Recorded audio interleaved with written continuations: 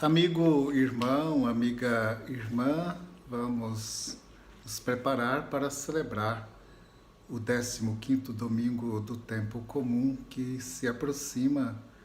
Preparar deixando que já nossos corações sejam tocados pela palavra que será neste domingo proclamada, anunciada a todos nós e com certeza ela vai e quer nos ajudar a encontrar um caminho melhor para as nossas vidas, para a nossa transformação e para não perdermos o rumo nesta vida, para termos um caminho que nos leva ao Pai.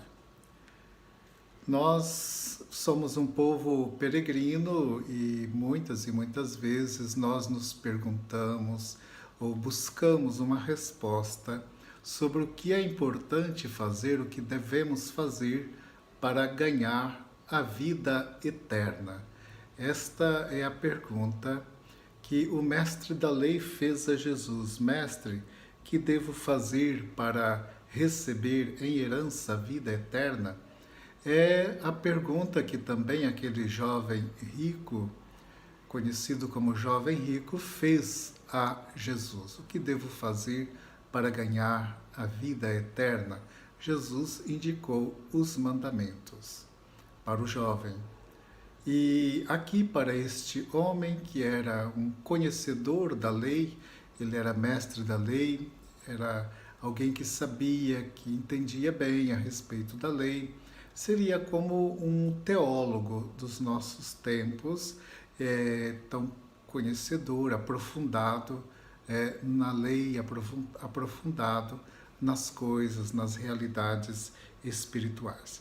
Naturalmente, a pergunta daquele homem não era uma pergunta no sentido assim de querer saber mais, buscar mais. Na verdade, não era bem isto que ele estava querendo.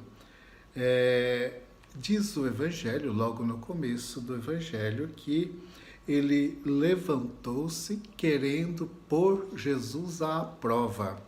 Ele queria sondar o pensamento de Jesus. Ele queria sondar o coração de Jesus porque ele queria provocar para saber o que Jesus iria dizer e de repente aí a partir do que Jesus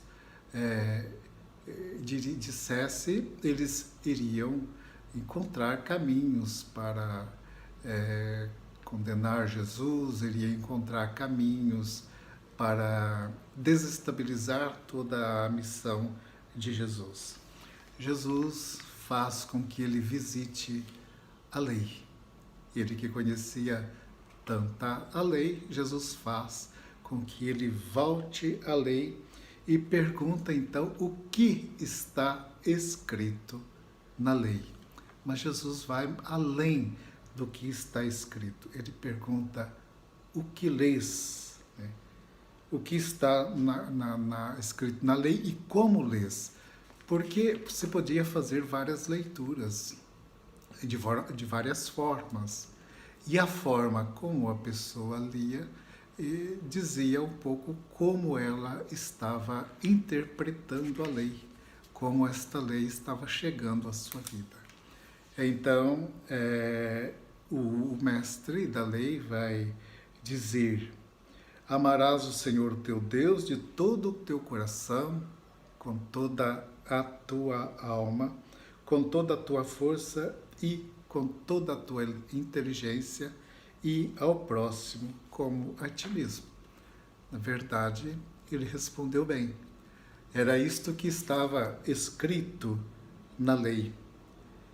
E aí nós já vamos entender, depois vamos discorrer um pouco mais a respeito desta fala, né? Mas já vamos entender que se trata aqui da descoberta de um caminho para a eternidade.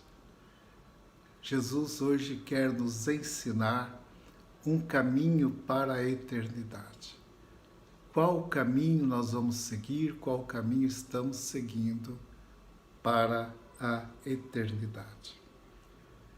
Este homem, né, que faz esta pergunta a Jesus, Jesus diz isto para que ele tenha vida, possa revigorar a tua vida. Jesus disse: respondeste corretamente, faze isto e viverás. Então aqui a gente já começa a perguntar o que é preciso para que nós vivamos, para que o nosso coração revigore, para que o nosso coração reviva. E então, para justificar,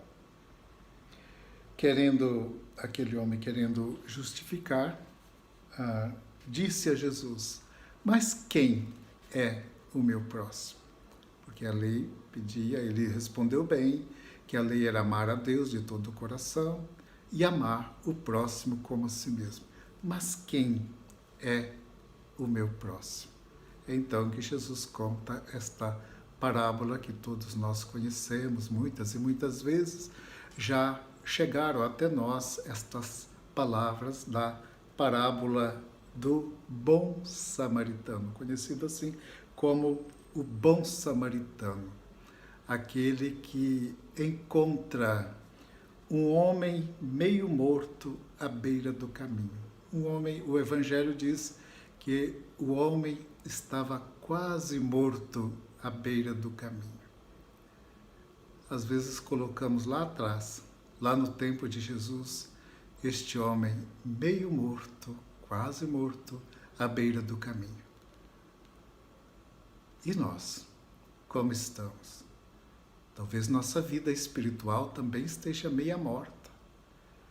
Talvez a nossa humanidade esteja meia morta. Talvez o nosso relacionamento familiar, o nosso entusiasmo missionário, a nossa vivência eclesial, o nosso comprometimento, talvez esteja meio morto, meia morta essa vida. E há muita gente passando, que talvez devesse se preocupar com este que está caído à beira do caminho, mas que não se preocupa como reviver, como reavivar o coração.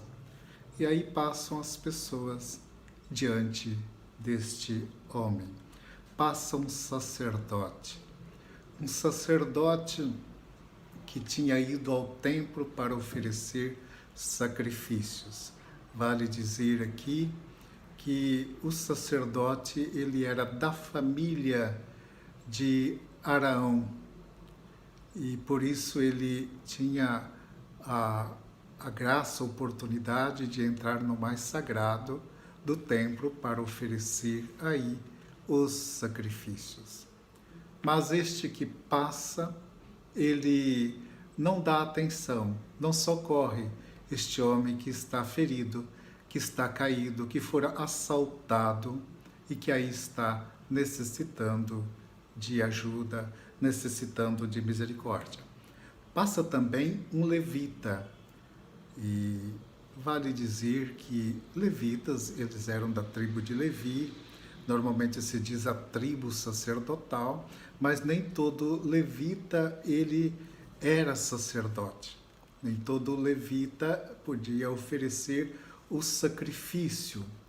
Assim, ele entrava, ele participava, ele dava alguma contribuição ali no templo, mas não exercia a função sacerdotal. Um pouco para a gente compreender como o sacerdote, o presbítero e o diácono. O diácono, ele não preside a celebração eucarística, não oferece o sacrifício eucarístico, embora ele possa ajudar. Assim eram os levitas.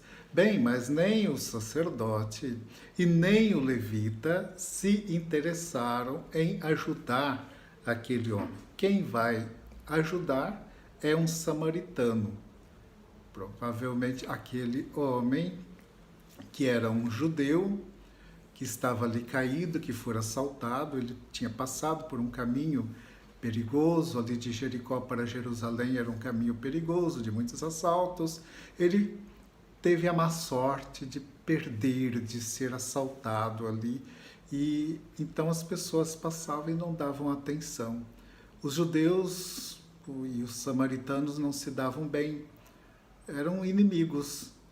E este samaritano que vai então cuidar do inimigo, que vai cuidar daquele que está à beira do caminho, que vai colocá-lo, ampará-lo, colocá-lo no seu animal, que vai levá-lo até a hospedagem, que vai oferecer ajuda para que ele mereça os cuidados, coloca óleo nas suas feridas e pede que cuidem dele, porque quando ele voltar, ele vai pagar todas as despesas. Um gesto bonito. Já estava aí já está aí um sinal do que Jesus pede para amar os inimigos, né? Amar de todo o coração. Então, este homem ama o seu inimigo, cuida dele, oferece ajuda para que ele receba o tratamento necessário, para que receba a cura. É uma atitude de amor.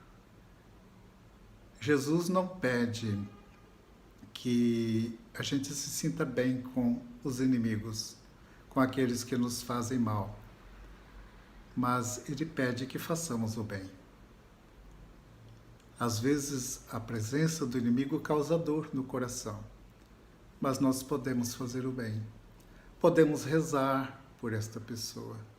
Podemos não lhe desejar o mal, mas desejar o bem. Numa cena como esta, nesta parábola, Jesus então une o amor aos inimigos e une também a compaixão. Amor aos inimigos e a compaixão. Dois verbos chamam a atenção. Aquele homem viu, o samaritano viu o homem caído à beira do caminho. Ele teve compaixão daquele homem que estava assim à beira do caminho. É um caminho do amor. Então este é o próximo. Aquele foi o próximo. Aquela pessoa que precisa de misericórdia é o próximo. Aquela pessoa que precisa ser perdoada, que precisa ser amada. Às vezes aquela pessoa que está necessitando de uma ajuda, quer material, quer espiritual, é o próximo. Então é o caminho do amor. Mesmo que seja inimigo, é preciso amar.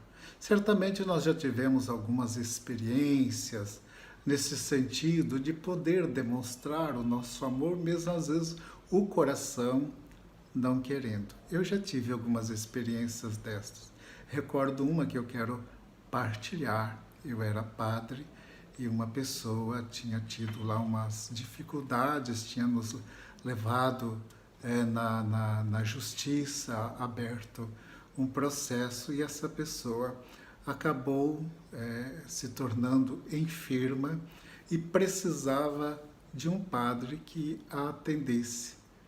Eu me ofereci, fui até o hospital, atendi sem mencionar nada.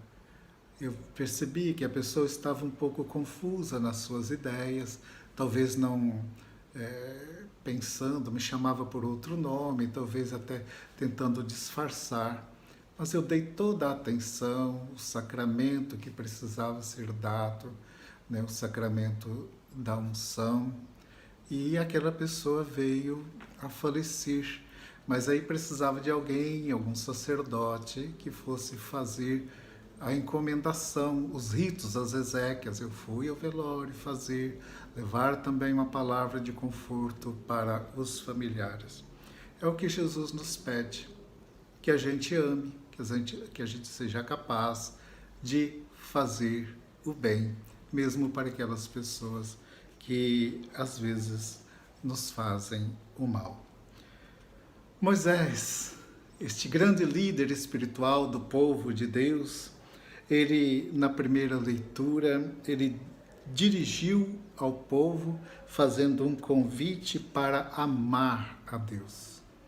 O convite para guardar a lei, para amar a Deus de todo o coração, assim como o mestre da lei anunciou, amar a Deus de todo o coração, ao próximo como a si mesmo. E então o discurso aqui de Moisés é amar a Deus acolhendo os mandamentos. E diz o grande Moisés que os mandamentos, esta palavra de vida libertadora, ela não está longe, não está no alto, não está distante, não está do outro lado do mar, mas está dentro do coração. Ou seja, a palavra está dentro da pessoa, as orientações estão dentro das pessoas e é preciso então amar este Deus que nos orienta de todo o coração. Para isso nós temos também a segunda leitura, que é um hino cristológico, em que Paulo apresenta Cristo como modelo para as nossas vidas. Cristo é o nosso modelo de vida.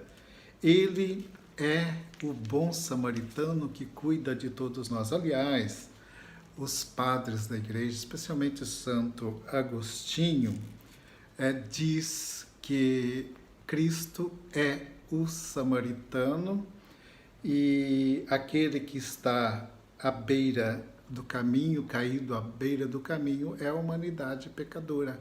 É Adão que pecou, é a humanidade pecadora, somos todos nós que estamos caídos à beira do caminho, conforme mencionei lá no começo da reflexão, às vezes quase mortos, às vezes meio mortos em alguma situação, e Cristo passa como bom samaritano que não olha os nossos pecados, mas nos ama e por isso cuida de nós.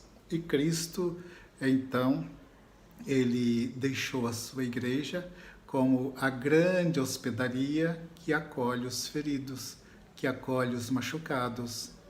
E tem os cuidadores, os hospedeiros, os sacerdotes, as pessoas de boa vontade, os líderes pastorais de movimentos que vão cuidando das pessoas feridas. Quantas e quantas vezes na igreja nós encontramos acolhida, fomos perdoados, fomos curados das nossas enfermidades espirituais. Então Cristo é o bom samaritano, este que cuida da humanidade ferida, da humanidade quase morta. Somos acolhidos por Ele na hospedaria que é a igreja. Então é um domingo, este 15º domingo do tempo comum, é um domingo para sentirmos a proximidade de Deus, sentirmos o amor de Deus, dele que cuida de nós. E nós somos chamados a também voltarmos para as outras pessoas, a descobrir o nosso próximo, a olhar com compaixão, com misericórdia, a amar de todo o coração, a ser próximos uns dos outros. Amados irmãos e irmãs, desejo que todos tenham um abençoado e santo domingo e permaneçam na paz do Senhor. O amor é o caminho que nos leva para a eternidade. Amém.